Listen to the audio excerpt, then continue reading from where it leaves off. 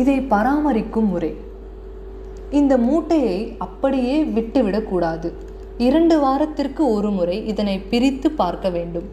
உள்ளே இருக்கும் எலுமிச்சை பழம் காய்ந்து போயிருந்தால் 6 மாதத்திற்கு ஒரு முறை மட்டும் அதை மாற்றினால் போதும்.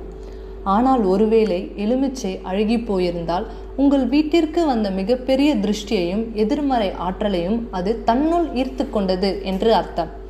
அந்த சூழ்நிலையில் பழத்தோடு சேர்த்து அந்த நெல்லையும் தூக்கி போட்டுவிட்டு புதிதாக நெல் மற்றும் எலுமிச்சை வைத்து கட்ட வேண்டும். இந்த நெல் மூட்டை வீட்டின் வாசலில் இருக்கும்போது அன்னலக்ஷ்மி நம் வீட்டில் வாசம் செய்வாள். ஒரு வீட்டில் உணவுக்கு பஞ்சம் இல்லாமல் அன்னலக்ஷ்மி வந்துவிட்டாலே மற்ற அனைத்து லக்ஷ்மிகளும் அந்த வீட்டிற்கு வந்து விடுவார்கள் என்பது முதியோர்களின் நம்பிக்கை. வாஸ்து குறியீடுகளும் இறை வழிபாடும்.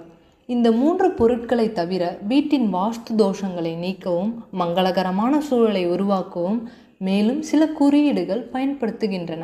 வீட்டின் முகப்பில் ஸ்வஸ்டிக் சின்னம், வேல்முருகனின் திருவுருவம், நரசிம்மர் மற்றும் மகாலட்சுமியின் படங்கள் அல்லது குறியீடுகளை வைப்பது நேர்மறை ஆற்றலை அதிகரிக்கும் என்று நம்பப்படுகிறது.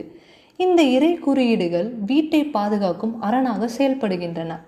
பார்வையாளர்களே, நம் முன்னோர்கள் கூறிய இந்த விஷயங்கள் வெறும் மூட நம்பிக்கைகள் அல்ல.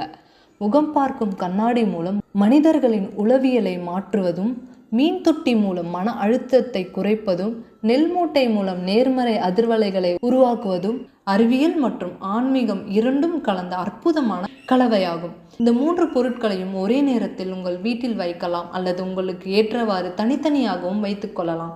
தொழில் செய்யும் இடங்கள், கடைகள் மற்றும் வீடுகள் என அனைத்திற்கும் இது பொருந்தும். நல்ல சக்தியை உள்ளே அனுமதித்து தீய சக்தியை வாசலிலேயே தடுத்து நிறுத்தும் இந்த எளிய வழிமுறைகளை நாமும் பின்பற்றி நம் வாழ்வாதாரத்தை பெருக்கி செழிப்போடு வாழ்வோம். இந்த வீடியோ உங்களுக்கு பிடிச்சிருந்தால் லைக் பண்ணுங்க, உங்க நண்பர்களுக்கு ஷேர் பண்ணுங்க, உங்க கருத்துக்களை கமெண்ட் பாக்ஸ்ல சொல்லுங்க. மறக்காம ஒளிபெருக்குது சேனலுக்கு